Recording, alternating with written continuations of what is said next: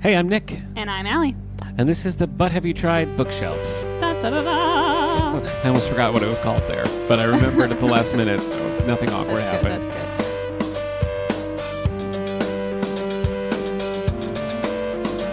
How are you?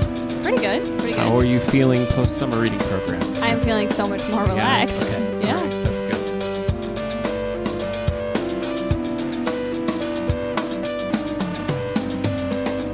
You know, I actually have had time to work on some projects that I started before summer reading that I basically haven't worked on at all. We still have other jobs that we have to do. I know, it's even crazy. Though the summer reading program's So happening. that's been fun.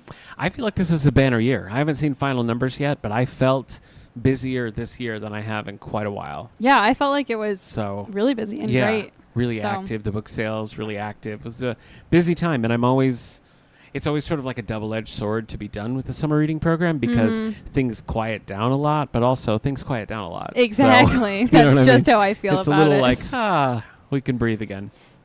But let's get into it. Let's see, what have you been up to in the intervening weeks? Let's do movies. Have you watched movies? I have watched a singular movie. Yes, you did it. Okay. It is a rewatch, though, so... No, I'll still count it. I'll still count it. I watched Dungeons & Dragons: Honor Among Thieves. Oh. I think this is at least the third time that I've Chris seen Pine. it. Yes. Okay. At least the third time. We'll go with that. Okay. So Caleb's brother Joel was staying with us over the weekend, and we were trying to decide on a movie, and all of us were feeling undecisive, and we were like, well, we all like this movie. We'll just watch it again. And, it's Sometimes. still just as good, Yeah. Yeah. Sometimes that's what you need. I feel like I've done that a lot with Silver Linings Playbook. That's one where I'm just fair. like, yeah, I can watch that again. Like, if you know that you really like something, and if you have to choose something else and you're not sure if you'll like it, sometimes it's like, I don't want that uncertainty right now. I don't think there's a situation in which I would be mad that somebody put in, like, You've Got Mail. Yes. I could pretty much always rewatch I'd You've watch Got it. Mail. You want to pause this and watch it right now? Sure. Okay. We'll be back. All right. So I guess I was kind of mad about that movie, but this is like top tier for you? How do you feel about probably helps that I have, in fact, played Dungeons & Dragons a lot. Yeah. I feel like that. I played it a time or two. Have you now? I have. Okay. Yeah, but not like you. You're a pro. Yeah, You're a that's professional. Because a lot of the spells and stuff that they do, Okay. you can identify as ones that are real D&D spells. Yeah. Which is kind of fun. You can do a little detective work. Yeah. And I think the characters also, I feel like, are they're silly in a way that I feel like a lot of D&D parties are a little bit silly, which I find enjoyable. My wife and I have a woodchuck that runs around in our yard, and we've named him Jarnathan. Nice. Based on the character in the movie. Jarnathan feels so much like a D&D name of you take a name that's close to a real name, just mess it around a little. We'll see that run through our backyard. One of us will be like, Jarnathan! So that movie has brought me a lot of joy, I guess, in hindsight.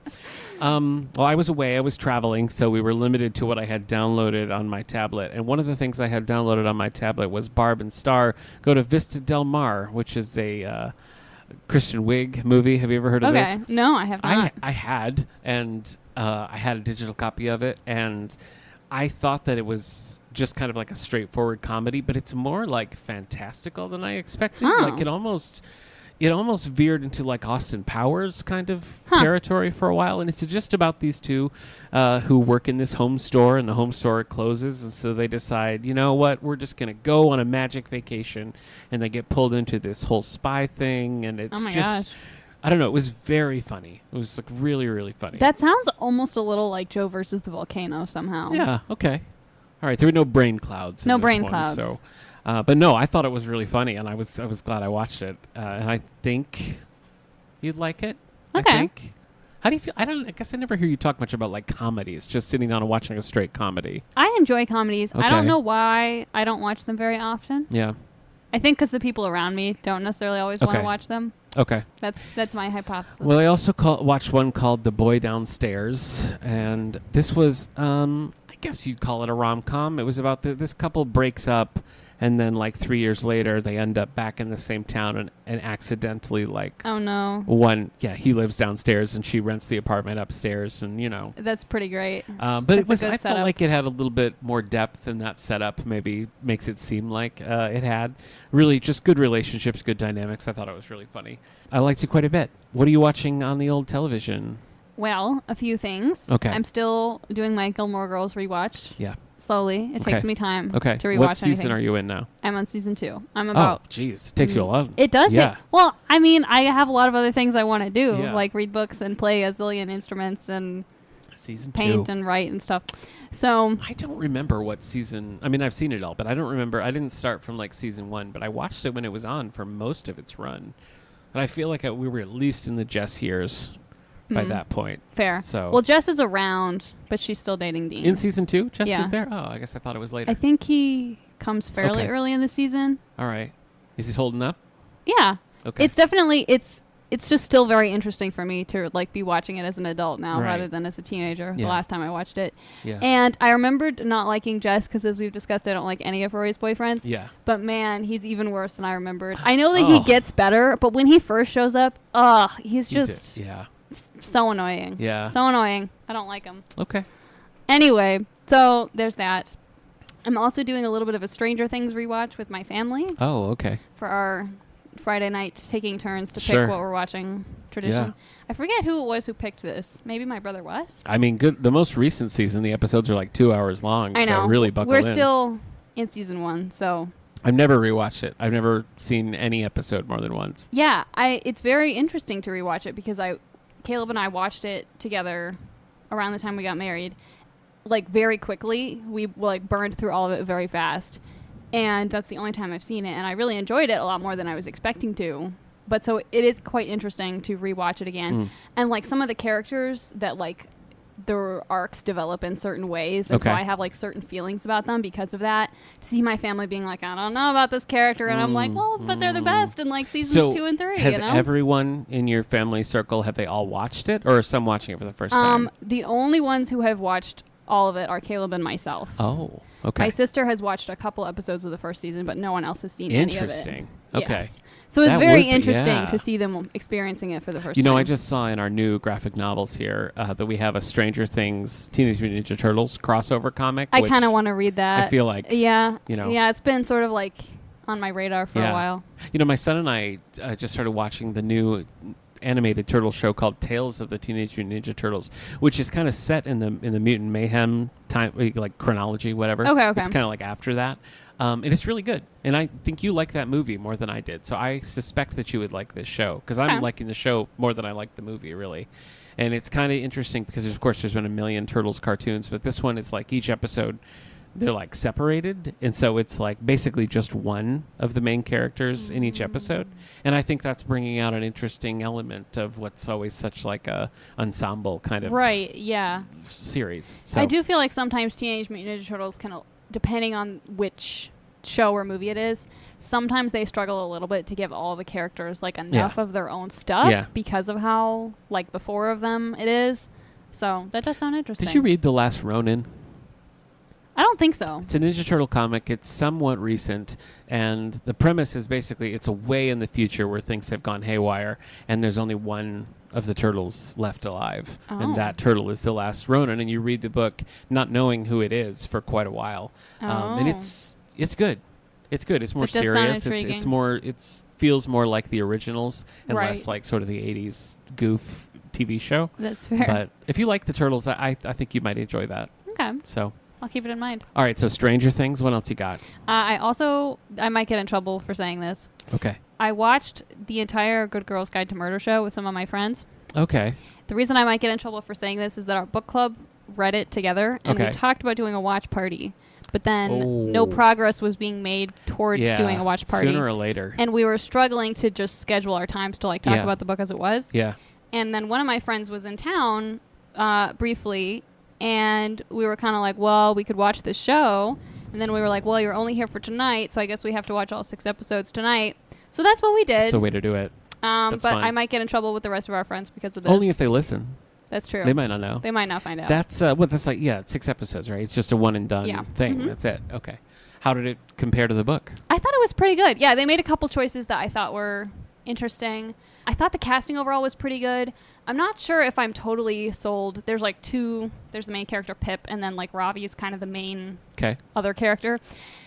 I think I'm pretty happy with Pip's casting, but I'm a little uncertain about Ravi, but it might be because my other friend was like really, really not a fan of the Ravi portrayal. Yeah. Okay. And so it was like polluting my perspective. Mm-hmm. But overall, I thought it was a really good adaptation. I guess I didn't put together that show was the same as the book that you've been talking about. I keep seeing that on Netflix, and I almost click play, and then I don't for no reason. It is pretty good. So maybe I do need to watch it. What I did click play on for a reason that's unknown is One Piece, the live action. Oh. So have you, what's your history with One Piece? Have you read the manga or seen the anime? No, I'm aware that it exists. Okay. That's pretty much me too. But something about like pirates and everything, I was you know what? Pirates, any day that week. I was just like by myself, and I was like, I'm going to watch this One Piece. I do find that surprising, though, given that you don't usually tend to be a big like manga anime kind of person. I know. Something about it just spoke to me. So I watched the first episode, and I'm in. All right. So, yeah, I'll keep you posted as I go. I want to hear about this journey. There's one thing that we do need to talk about that we've been putting off talking about for a while, and that is Star Wars The Acolyte. Did you finish? I finished it. Oh, okay. Because I finished it. We have to talk about this. And I don't know how you feel about the end. I tried not to reveal my thoughts so that I wouldn't give you spoilers. Yeah, you really kept it close to the chest. I liked it. You did? I liked it quite a bit, yeah. I thought there was a lot of interesting things about it, but I did feel like the end dropped the ball a little bit. Really? Like the whole time I feel like they're setting up this big mystery. Yeah. And then I felt like the reveal of the mystery was really lackluster. Huh. It was like, oh yeah, everything that we showed you before is pretty much the same, but like also the Jedi were doing some stuff.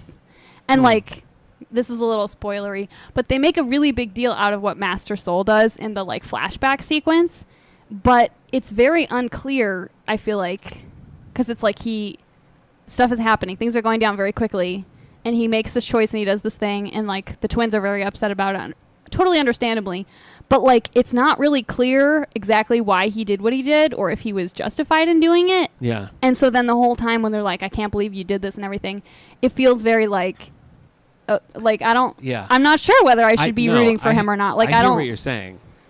I'm not sure how to interpret that moment because it's really unclear what the other person was trying to do and what he was trying to do. And see, that's what I liked about it. I liked the murkiness of it because in that moment that you're talking about, and we're trying not to spoil the Acolyte, so hard.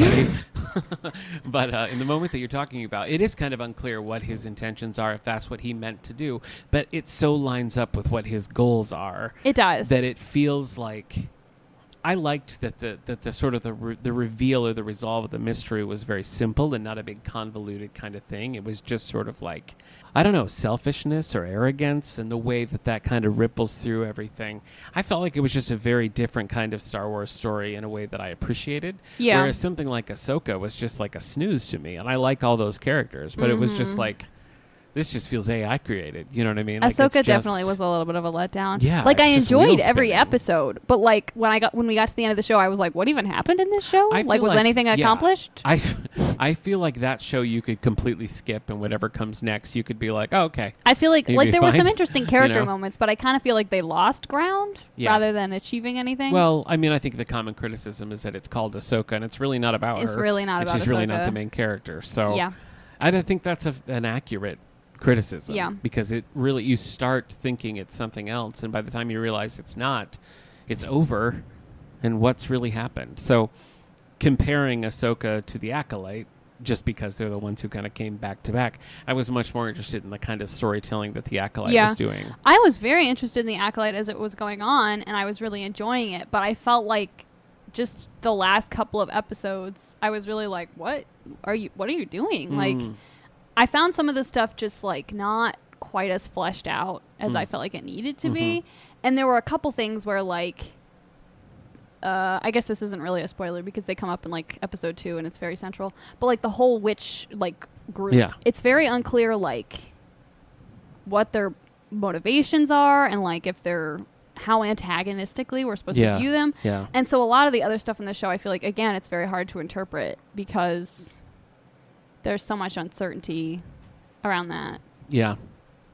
I know a lot of people were like up in arms about it. It was one of those ones that was like review bombed instantly. And, you know, I have a good friend who's like, you know, considers himself to be a Star Wars purist. And he really hates the show. I mean, That's really funny. feels like it's just an abomination, and I'm just like, I don't see that. Yeah, I really enjoyed it, it's and not I the think story that you wanted. yeah, But yeah, yeah, I think I would have loved it if the things had just been a little different for the last few episodes. That's funny because I found myself leaning closer to the TV in the last couple episodes. Huh. I found myself more engaged, like by the end, and I liked that it wasn't tidy. I thought that was sort of compelling. I don't know that I need a season 2. You know what I mean? Like I feel like they've so hinted at a season 2, though, I know that it would be weird to not. I think that probably. I mean, who knows? Because they keep changing their mind on what they're doing every few seconds. But if there's a season 2, like I would probably watch it. But I feel like that would take away a little bit of just the like, whew, well, that all went to hell kind of That's true. takeaway from that show, which I did like. So okay. We have finally discussed. Well, I would recommend it. Do you recommend it? Would you? I think okay. I'd recommend it. I would put it up there. In the Star Wars shows. I mean, I think you got to go Mandalorian, and then I might still give it to Obi-Wan Kenobi as number 2. But then it was a really good show. Obi-Wan was fun. Obi-Wan and Acolyte for me are like neck and neck. And I'm interested about Skeleton Crew. Like I think they should stop making these, but I am interested in Skeleton Crew. Probably they should. Probably they should. I don't know. Anything else on your TV list? I think that's all. Okay. What have you been reading? I've been reading a few things. I'm still working on the second Mistborn book. Okay. It's going to take me a while to get through this series because they're so big. But I'm enjoying it. Yeah. I read a couple of like quicker kind of YA rom-com-y things. I read The Getaway List by Emma Lord, which I thought that I'd read all of her books, and then I realized that there's like 3 more that I haven't read. Okay. So that was a really exciting revelation for me. But I listened to that one on audiobook in like less than a 24-hour period. So that was a healthy binge for me. I also read Sway With Me by Syed Masood. Just a very classic kind of like YA rom-com-y thing. He's trying to get this girl to help get him set up with like her stepmom who does arranged marriages for the community. And she's like, I'll do that, but you have to help me with this dance. And then he finds out the dance is something else entirely. And of course they fall in love as it goes along. It was like just light and really fun. I read it pretty quick. I enjoyed it. It was a nice break from Mistborn. Yeah. I'm reading a giant biography of Gerald Ford called An Ordinary Man. And that's one that I've like, I'll read like whatever, a chapter or 2 of that one and set it aside and read something smaller and like go back and forth. But when you got a big monster like that, I don't like to get trapped yourself. in a book. Yeah. I like to be able to move around. And I keep seeing other books that I'm like, ooh, I want to read that, but I'm like, I can't. Yep. My reading docket is already full. Yep. That's crucial. Yeah. Graphic novels? Have you read any comics? I haven't read any comics besides the America Chavez one I was reading last time. Okay. I have started a couple new webtoons though. Oh, okay. One that has started coming out pretty recently called Candid Hearts by Aunt Lorella, who's a webtoon author that I read another of her previous webcomics, and I really enjoyed it. The previous one was set like in high school around like kids doing band stuff. This one is set in college, which is kind of a fun, like a little bit of a change, but like kind of a similar thing. And it's these 2 girls who like their dorm burns down, and this rich, mysterious girl makes this deal with them that they can like live in her house and not pay any rent, but they have to like spend time with her and pretend to be her friends and possibly be her bridesmaids. And there's like clearly something mysterious and possibly sketchy going on with her, but like also she seems like she is a nice and probably not a serial killer person. Okay. So I'm very curious to see where that one's going to go. Yeah. I'm also reading A Spell for a Smith by Art Sasquatch.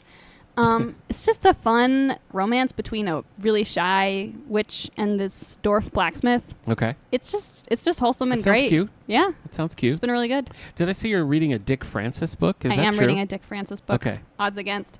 I was looking for something. I'm always looking for something to fill the hole that Louise Penny has left in my heart. And Dick Francis is the direction that you I went? read it on a list of like, you might like these if you enjoyed Louise Penny. That's and I was weird. like, might as well give it a shot. Okay. I've read Odds Against. Yeah. I'm enjoying it so far. Okay.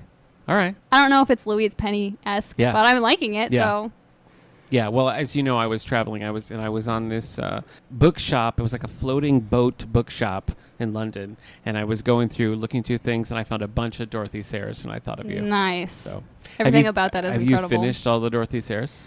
I have not. I've read all the ones that have It's been a while. Lord Peter and Harriet, Since I've but there's a heard. couple Lord Peter solo ones that I haven't gotten to yet. So I'm saving them for myself. All right. Well, while I was away, I went to the Agatha Christie. It's like a big statue, in London. Have you seen this? I've seen pictures, but I don't think I was there in person. Well, I went there, and I was like, well, I got to get an Agatha Christie book now. So I got one called The Sitterford Mystery, and it is it's a standalone, so it's not one of the series. Because I'm always like kind of whatever about Agatha Christie, Yeah, But that's fair. I read that whole Tommy and Tuppence series, and I'm like, so maybe what I need to do is just kind of like pick and cherry choose. pick some of these like standalones. So this one stood out to me. It's it's a big snowstorm and everybody's displaced, and there's a murder that was predicted by a like a fortune teller sort of thing. And so it's I'm probably 100 pages into it so far, and I'm really liking it. So that's on my current list. And of course, the Gerald Ford book that I mentioned. I read a lot of comics because we had a lot of plane travel.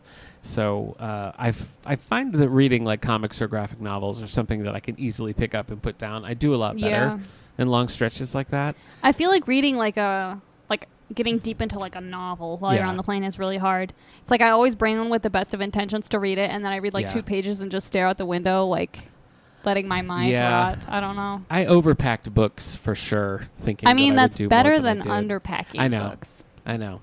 I read a bunch of Nightwing that I like. He's, it's one of my favorite characters. One called Nightwing Fear State was really good. Another one called Get Grayson. I read a Star Trek graphic novel called Star Trek Picard's Academy, Commit No Mistakes. And this one, I feel like if it was just about cadets in Starfleet Academy, I would have liked it a lot more. But trying to be like, it's a young Picard was just hokey and weird. I could see that. And the Picard series also burned me out on all things Picard, so I can't it's too argue soon. with that. It's too soon for me to think about it. I also, my love for Robert B. Parker, and other authors continued his series. I read one called Blind Spot by Reed Farrell Coleman. It's a Jesse Stone book. And so I'd read all the Robert B. Parker's Jesse Stone books. Then I read Michael Brandman took over the series, and he wrote, 3 or 4. And those were like, yeah, okay, I get it. Still feels right. This was the first of the Reed Farrell Coleman books, and I hated it. Oh, no. Hated it. I don't understand, and it's become a whole industry now, like keeping these series going after the author I know. dies. I do find that a little odd. It is odd. And I feel like if you're going to do it, you have to try to get somebody to write in that style. Mm-hmm. That's what I don't understand. And I feel like the the William Johnstone and the Tom Clancy, that era of doing that, they were like, write like Tom Clancy or whatever. And they do. These are not at all like Robert B. Parker would write these stories. Like it's very dialogue heavy. It's very clipped, and this is just like paragraph after paragraph of what people are thinking and, about the weather and about, the atmosphere of a room. And it's just like Robert Parker wouldn't write that in a million years, and like people must know that. I just don't understand why they're not. That's weird. It's very strange. So are you going to try another from the same author, or are you like, nope, that's it? I don't know. One strike, you're out. I mean, I kind of sped read through this. You know what I mean? Like, I don't think I could give a book report on it. And he wrote, 4 or 5 of them. So I'm like, do I just skip to the next author and hope that it's better? Or do I do what I did and just kind of like go through it as fast as I can? And I really don't know. You could pick up the next one and like not read it, but just kind of like look through it a little and see if it's the same style. Yeah, Robert or if Parker it's like if there's an improvement. Connected, like Spencer and Sonny Randall and Jesse Stone all kind of overlapped. And I've read Sonny Randall novels that are ahead of where I am in the Jesse Stone series, and there are some big developments that happen with that character. So I'm like, I don't know that I can just skip several books, but I don't know. Like maybe it would have been fine. Like if it wasn't a Robert B. Parker book, if I was just reading a book, like maybe I would have liked it. I don't think so, but maybe. But the thing that I just couldn't get over was like, this is not it. Yeah. You know what I mean? Yeah. So I feel like that's a really hard, like I enjoy a good Jane Austen retelling, but I've tried some of those Jane Austen like sequels that people have written, and I just can't. Like they can never capture the feeling of them. Yeah. And I'm like, it's a losing battle. You know what I mean? Like it's like, how could you? You're like, I'm just gonna blatantly compare myself to one of the greatest authors, and this is gonna go great. Like. So, didn't really work out. I saw a concert. My brother and I went to see the Bacon Brothers. Oh, fun. That's Kevin Bacon and his brother Michael Bacon, and we went That's kind of funny. We went to Batavia, where my brother lives, and it was an outdoor concert, and we had a good time. Like, the music was good, and the opening acts were pretty fun, and he ended with Footloose. He sang and danced around to Footloose, because I think I feel like that's obligatory, yeah. So, yeah, it was really fun. Like, the concert was more fun than the music was good, I feel like. That can happen for sure. The songwriting was kind of weak, I think, would be my major criticism. You know what I mean? Like, the band was great, the energy was great, the singing was great, but songwriting, you know what I mean? Yeah. That's tricky. Yeah. But it was good, and I would say, I think it's definitely worth seeing, so we had a good time. What about you? Anything else? Life events? What else have I been Crawfish-related things? We are going to try and get another crayfish. Crayfish, sorry. Yes. Well, either is fine. Crawdad. It's really just preference. You can say crayfish, crawfish, crawdad, whatever. Whatever your heart tells you is correct. Well, I said it, and I was like, that's wrong, but... No, I usually say crayfish just because of habit, but you can say crawfish if you want to. Well, they're your children. So. Yeah.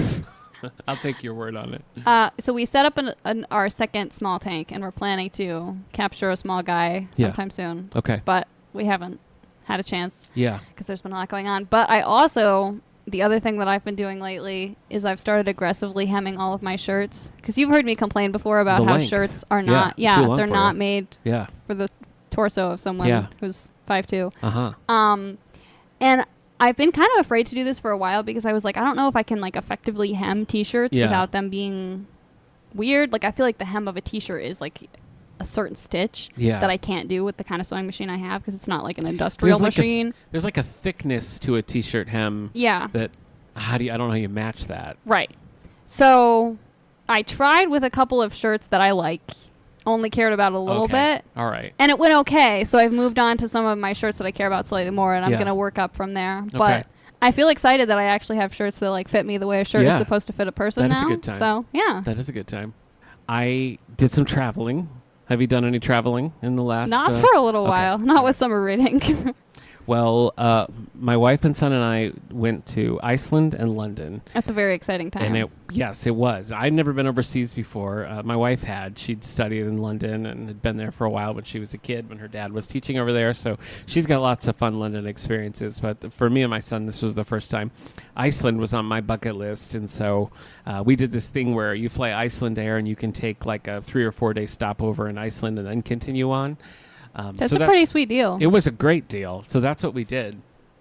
And so we stayed most of the time right in Reykjavik, but we took this bus trip and went all along the coast and just saw like this black pebble beach, and we saw a glacier, these mountains and waterfalls, and it was just, I don't know, like, I've traveled a lot in the U.S. and like Mexico and Canada and, Virgin Islands and things like that, but I don't think I've seen anything as like otherworldly as just like we got off the plane in Iceland. I was like, well, this is different, right? Like right away. Oh, you know what I mean? So it would be no like confusing. Oh yeah, maybe like where am I? Maybe I'm just in New York. Yeah, no.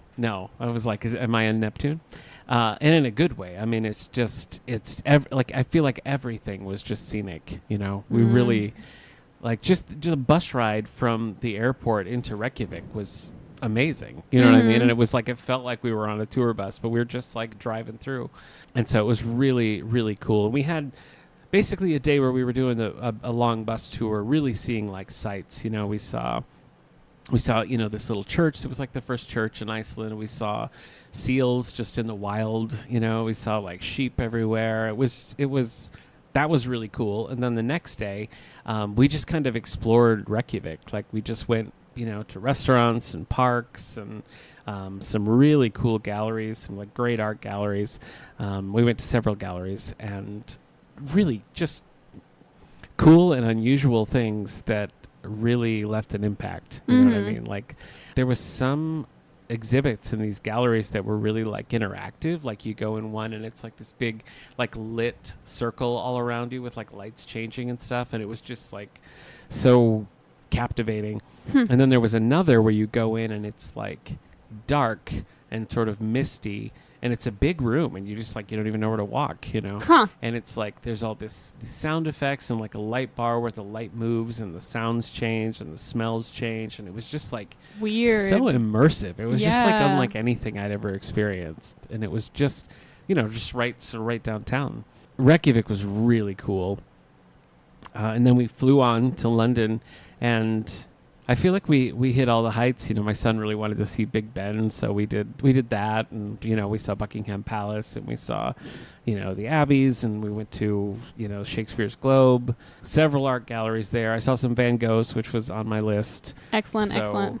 Yeah, it was Like by the end, we were all just like dead.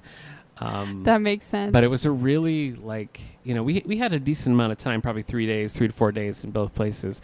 And so we really like made the rounds and saw the sights, and it felt like, I don't know, I tend to put a lot of pressure on that kind of thing. I'm like, we're here, we have to, it's like you got to fit it all in. Yeah. You know what I mean? Like, we got to check all these things off the list. And we really did succeed pretty well. Of course I checked out the library both in Iceland and in London. That's required. You have to. And I had sort of you know, my love for the Beatles, and I had sort of a little Beatles sojourn as well, because we went to Abbey Road, of course, and my son and I did the cross across the you know, the zebra crossing.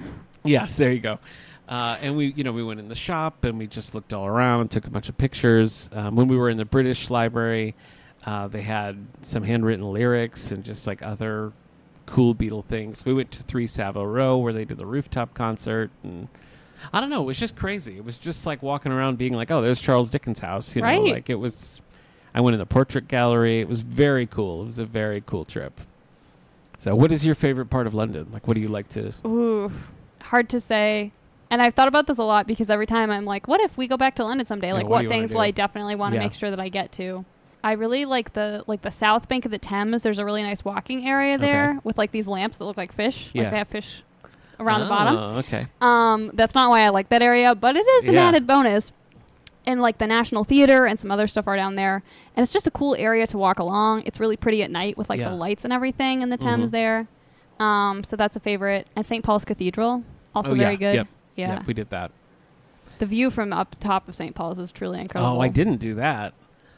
Oh, I did. We did go into one cathedral that had a cat living there, a cat named Hodge. That's amazing. Looked very much like David A. Meow, and they had a whole merch wall. So I'm just saying, they had have this to little up our stuffed merch cat. game. Really did look a lot like David. So that's funny. Yeah, maybe they're related in some way. Were you there? You did like an honors program? Yes. So were you there like 6 months or? It was like January to late April, I think. Okay.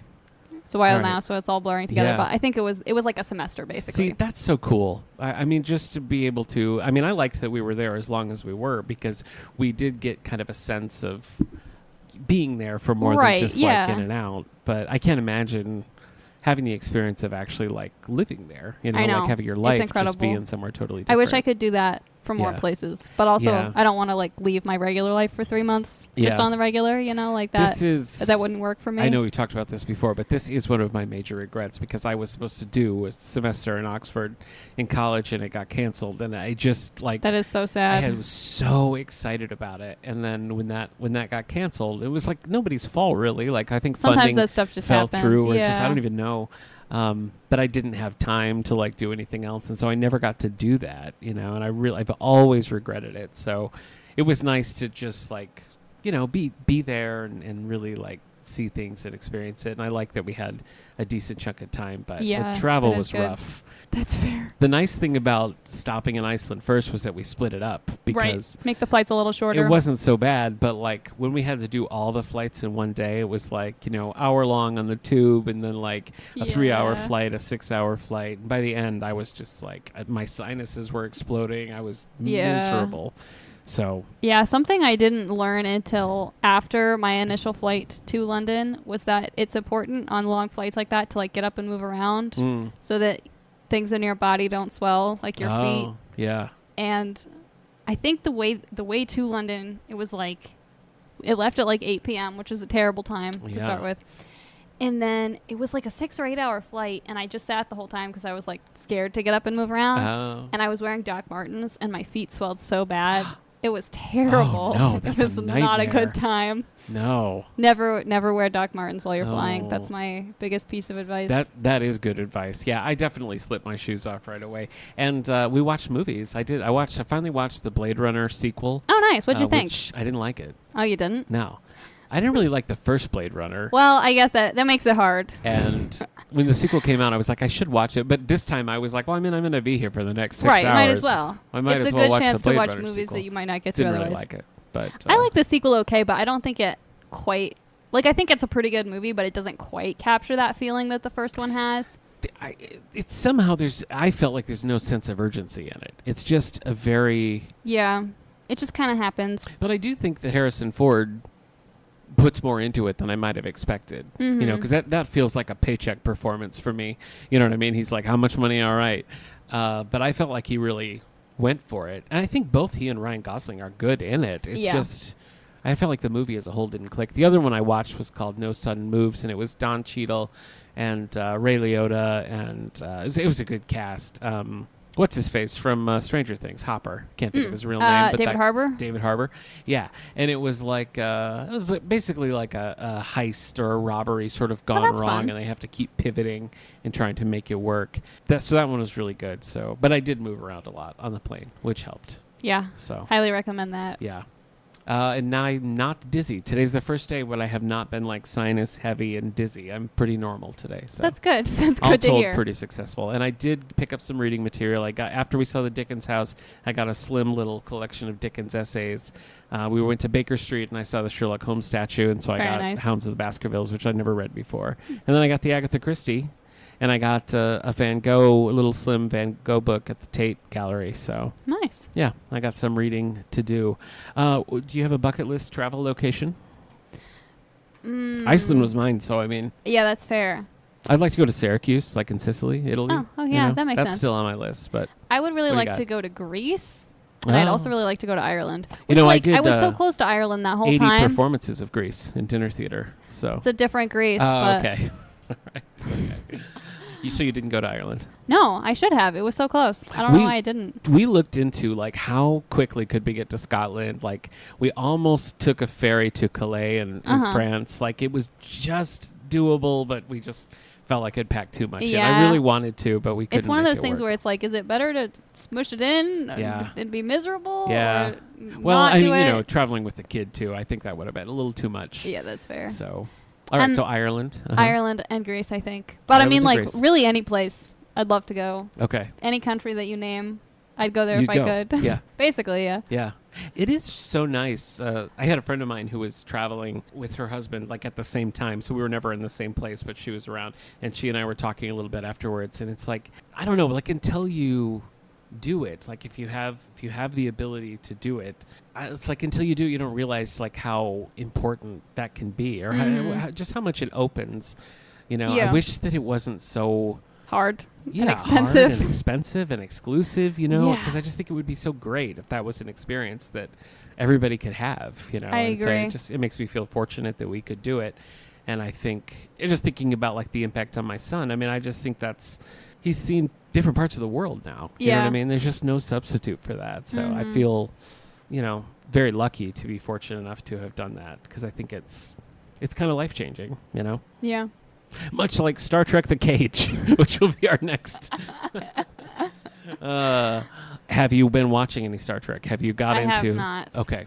All right. Well, Star Trek The Cage is Allie's assignment for our next regular episode. So we'll be back in 2 weeks to talk about that, to see what she thinks about it. How are you feeling? Are you interested? I'm curious. Yeah, okay. I'm excited. I'm not like overwhelmed with joy, but I'm definitely interested to see how this goes. Yeah. And our presence has also been requested over on Previously on X-Men to cover another Spider-Man X-Men crossover. So are you game to do this? Sure, we can do that. Okay, so keep an eye on both spaces then for that. All right, I guess that's it. I guess that's going to do it for this week's episode of But Have You Tried? See you next time. Bye.